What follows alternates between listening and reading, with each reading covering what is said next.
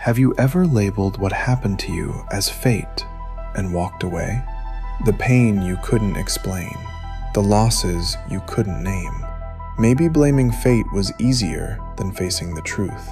But what if you're wrong? What if that destruction didn't come to stop you, but to restart you?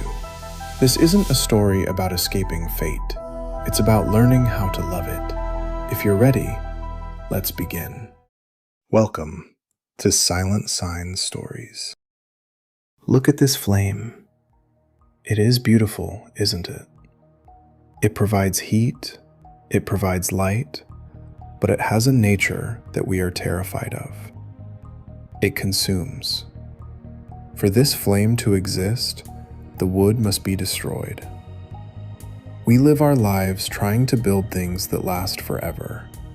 We build businesses, we build relationships, we build reputations, we build homes. We spend decades stacking brick upon brick, trying to create a fortress of safety. We tell ourselves, if I build this strong enough, I will be safe. But the universe operates on a different law. It is called entropy, disorder, chaos, decay. Eventually, the match burns out, the building crumbles, the relationship ends, the market crashes. When this happens, when the structure of your life catches fire, what is your first instinct? Panic. You scream, you cry, you look at the sky and ask, why me? What did I do to deserve this? You try to grab the ash and put it back together. This reaction is human. It is natural. But it is also the source of your suffering. There is a different way to look at the fire, a way that is almost terrifying in its calmness. There are people in history who didn't scream when their lives burned down. They didn't look away. They looked directly into the flames, and they smiled. Today, I am going to tell you the story of a cold winter night in 1914. The night the greatest inventor in history lost everything. And through his story, we are going to learn the ancient art of Amor Fati, the love of fate. If something in your life is burning right now, if you feel like you are standing in the ashes of a failed dream, this video is your manual for reconstruction. Let's go back to West Orange, New Jersey. The date is December 10th, 1914. The world is already on edge. World War I has erupted in Europe. Uncertainty is in the air. But in West Orange, New Jersey, Thomas Edison, the Wizard of Menlo Park, is busy. Edison is 67 years old. At this age, most men are retired. They are looking back at their legacy, but Edison is still building his. He has created a massive factory complex, 10 buildings. Inside these buildings is not just machinery, it is his life's blood. There are thousands of prototypes, years of research on the storage battery, countless film reels for his motion picture experiments, every notebook, every failure, every success. It is valued at roughly $7 million in today's money, but the intellectual value, priceless. It is 5:30 p.m. The sun has set. The winter air is biting cold. Suddenly, deep inside one of the film inspection buildings, a spark ignites. The building is full of highly flammable nitrate film. Within seconds, the spark becomes a roar. A massive explosion rips through the roof. Because of the chemicals stored inside, this isn't a normal fire. Witnesses described the flames as green and yellow monsters, shooting 100 feet into the night sky. The fire is so bright that people can see it from New York City, across the river. Firefighters from 8 different towns rush to the scene, but it is hopeless. The water pressure is too low. The cold freezes the hoses. Spraying water on this chemical inferno is like trying to put out a volcano with a teacup. Edison's son, Charles, is 24 years old. He is running through the smoke, coughing, eyes stinging. He isn't looking for the prototypes, he is looking for his father. Charles is terrified. He thinks, "My father is 67. This is his life's work. His heart won't be able to take this. I'm going to find him dead from shock." The scene is chaotic. Glass is shattering. Steel beams are twisting like pretzels in the heat. Charles finally spots a figure standing near the heat of the blaze. It's Edison. He isn't running. He isn't commanding people to throw water buckets. He is standing perfectly still, hands buried deep in his coat pockets. The winter wind is blowing his white hair wildly. His face is illuminated by the green and yellow light of his empire, burning to the ground. Charles runs to him, breathless. "Dad, Dad, are you okay?" He expects tears. He expects anger. Edison turns to his son. The reflection of the destruction is dancing in his eyes. His face is calm, almost excited. He shouts over the roar of the fire, "Charles, where is your mother?" Charles is confused. I don't know, she's safe, but..." Edison interrupts him with a smile. "Go get her. Tell her to come here immediately. She will never see a fire like this again." Let that sink in. He didn't say, "Call the bank." He didn't say, "Save the blueprints." He said, "Get your mother. This is a beautiful show." Charles is shocked. He stammers, "Dad, our factory is burning. We are losing everything." Edison looks at the collapsing roof and says the words that would define his legacy. "Yes, it's burning, but don't worry, it's all right. We've just got rid of a lot of rubbish." He pauses, takes a breath of the smoky air, and adds, "All our mistakes are burned up. Thank God, we can start anew." Most people think this is just a cool story about being optimistic, but let's look at the reality. The next morning, the fire was out. The factory was a skeleton of twisted steel and ash. Edison had lost millions. The insurance covered only about 30% of the damage. He was old. He was tired.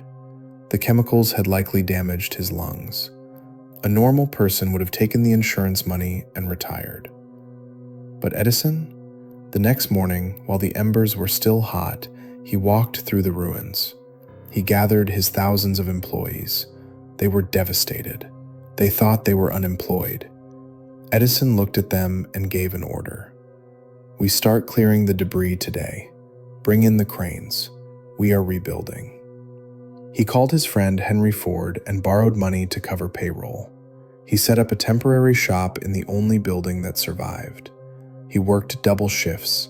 He slept on tables. And here is the punchline.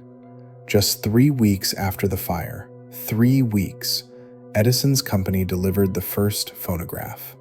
By the end of that year, despite the fire, his company made $10 million in revenue. If Edison had panicked, if he had sat in the ashes and cried for a month, he would have missed the market window. His company would have died. His refusal to mourn the past is the only reason he had a future. It was a philosophical stance known as Amor Fati, Latin for love of fate. This concept was most famously articulated by the German philosopher Friedrich Nietzsche. Nietzsche wrote, "My formula for greatness in a human being is Amor Fati, that one wants nothing to be different, not forward, not backward, not in all eternity. Not merely bear what is necessary, still less conceal it, but love it." Notice the word love. He doesn't say tolerate your fate. He doesn't say put up with your fate. He says, love it. There is a massive difference between resignation and acceptance. Resignation is passive.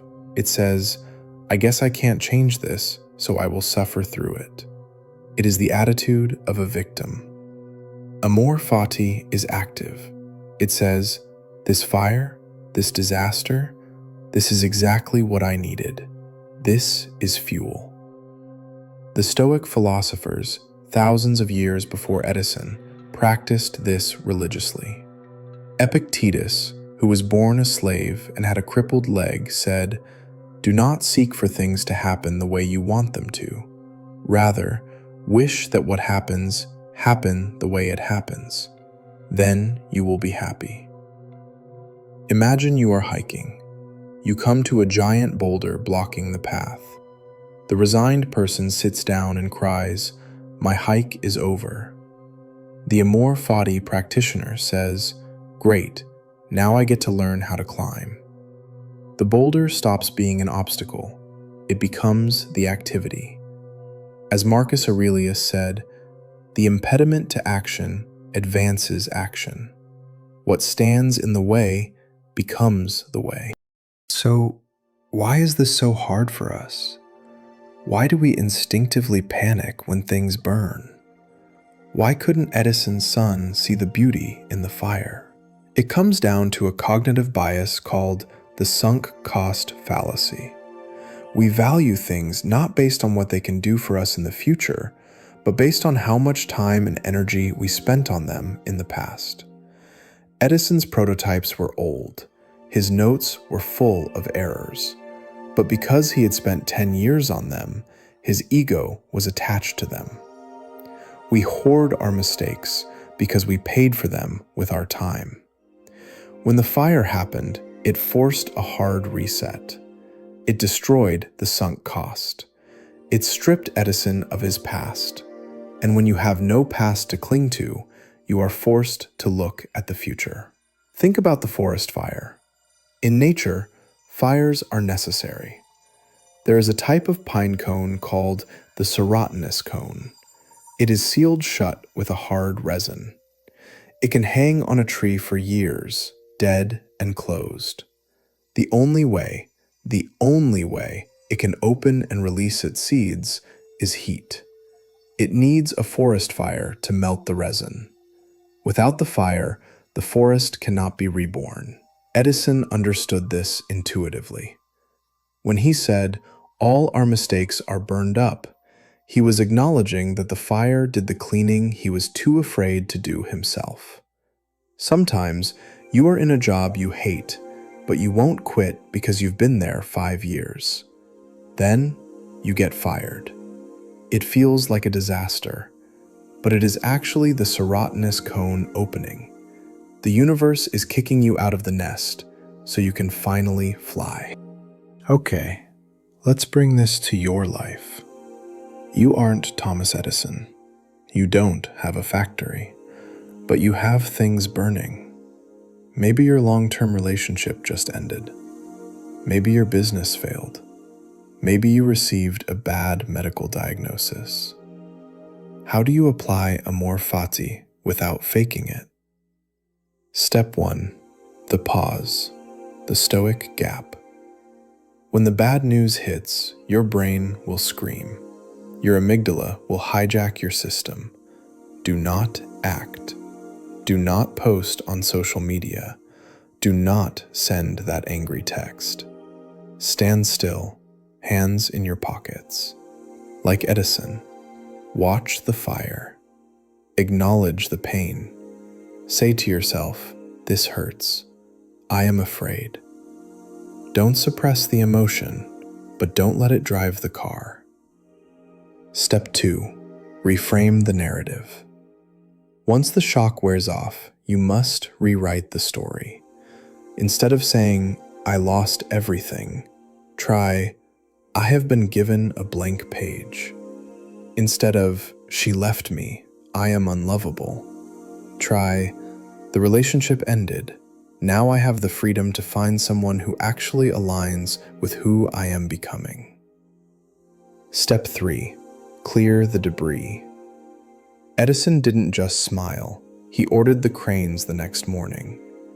Amor Fati requires action. If you lost your job, update your resume the next morning.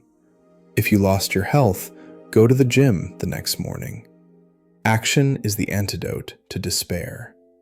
There is a story about Jocko Willink, the Navy SEAL commander.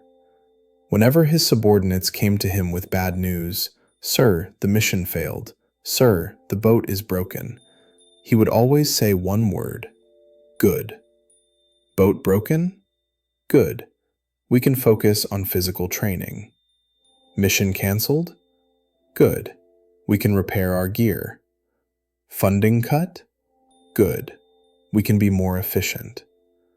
When you say good to a crisis, you strip it of its power to hurt you. Life is going to break you. That is a guarantee. You will lose people you love. You will lose money you worked hard for. You will age. You cannot stop the fire. But you can choose how you burn. You can be the wood that screams as it turns to ash, or you can be the fire itself. Edison taught us that the disaster is not the end of the story. It is the plot twist that makes the story worth reading. If you are standing in the ashes right now, look down, kick the rubble. There is no use crying over the old building. It was full of mistakes anyway. Look at the horizon. You have a clean slate. You have wisdom you didn't have yesterday. And most importantly, you are still standing. The ancients said, "You cannot be the phoenix without the fire." So, let it burn. And when the smoke clears, build something magnificent. If you are ready to embrace your fate, I want you to write this affirmation in the comments. The fire cannot scare me because I am the flame. Subscribe to join the rebuilding process. I'll see you in the next one. Stay strong.